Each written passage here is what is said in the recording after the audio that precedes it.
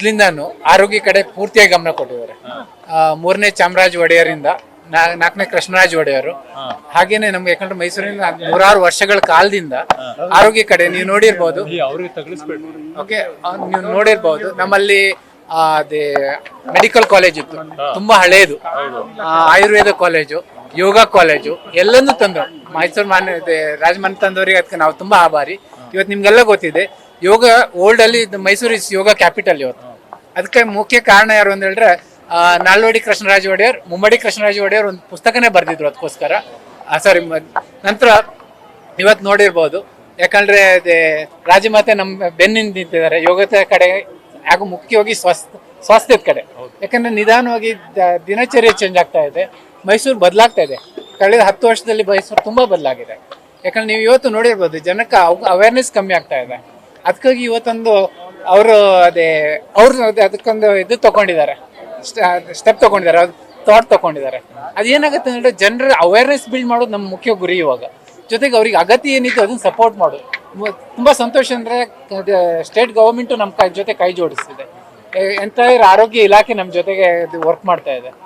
ಯಾಕಂದ್ರೆ ನಮ್ಮ ಮೈಸೂರಿಗೆ, ಯಾಕಂದ್ರೆ ನಮ್ದು ಗುರಿ ಇರೋದೇನಂದ್ರೆ ಒಂದು 10 ವರ್ಷದಲ್ಲಿ ಮೈಸೂರು, ಯಾಕಂದ್ರೆ ಪ್ರಪಂಚ ಭೂಪಟದಲ್ಲಿ ಓಕೆ ಆರೋಗ್ಯ ಮೈಸೂರು, ಸ್ವಸ್ಥ ಮೈಸೂರು, ಅವರ ಹೆಸರು ತಂದವರು ಅದೇ ರಾಜಮಾತೆ ಸ್ವಸ್ಥ ಮೈಸೂರು ಅಂತ. ಯಾಕಂದ್ರೆ ನಾವು ನೋಡಿರ್ಬೋದು, ಯಾಕಂದ್ರೆ ರಾಜಮಂತದ್ದು ನಮ್ಗೆ ಎಲ್ಲದೂ ಕೊಟ್ಟಿದ್ರು. ಯಾಕಂದ್ರೆ ಇವತ್ತು ನೋಡಿದ್ರೆ ನೀವು ಮೈಸೂರಲ್ಲಿ ಹಸಿರು ಮೈಸೂರು ಅಂತ ಇದೆ. ಯಾಕಂದ್ರೆ ನಮ್ಮ ಬೆಂಗಳೂರು ಅದೇ ಉದ್ಯಾನ ನಗರಿ ಆಗಿತ್ತು, ಅದು ಕಳ್ಕೊಂಡ್ಬಿಟ್ವಿ. ಮೈಸೂರು ಇವತ್ತು ಇದೆ, ಯಾಕಂದ್ರೆ ಹಸಿರು ನಗರಿ. ಇವತ್ತು ಆಕ್ಸಿಜನೇಷನ್ ನೋಡಿದ್ರೆ ಮೈಸೂರೇ ಒನ್ ಆಫ್ ದ ಬೆಸ್ಟ್ ಇವಾಗ. ಅದರಿಂದ ತುಂಬಾ ಖುಷಿ ಆಗುತ್ತೆ. ಮತ್ತೊಂದೇನು ಹೇಳಿದ್ರೆ ಅದು, ಯಾಕಂದ್ರೆ ಮೈಸೂರಿಗೆ ಅಗತ್ಯ ಇದೆ, ಯಾಕಂದ್ರೆ ನಾವು ಕಳ್ಕೊತಾ ಇದ್ವಿ.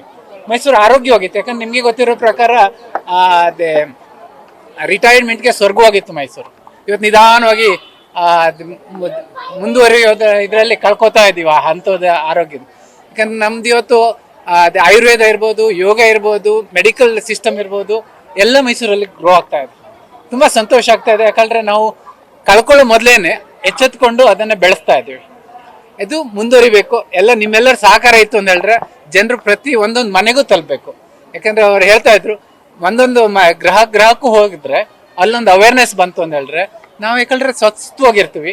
ಇದು ಪ್ರಪಂಚಕ್ಕೆ ಒಂದು ಮಾದರಿ ಆಗ್ಬೇಕು, ನಮ್ ಗುರಿ ಇರೋದಷ್ಟೇ. ಯಾಕಂದ್ರೆ ಮೈಸೂರು ಯಾವಾಗ್ಲೂ ಪ್ರಪಂಚಕ್ಕೆ ಮಾದರಿ ಆಗಿತ್ತು.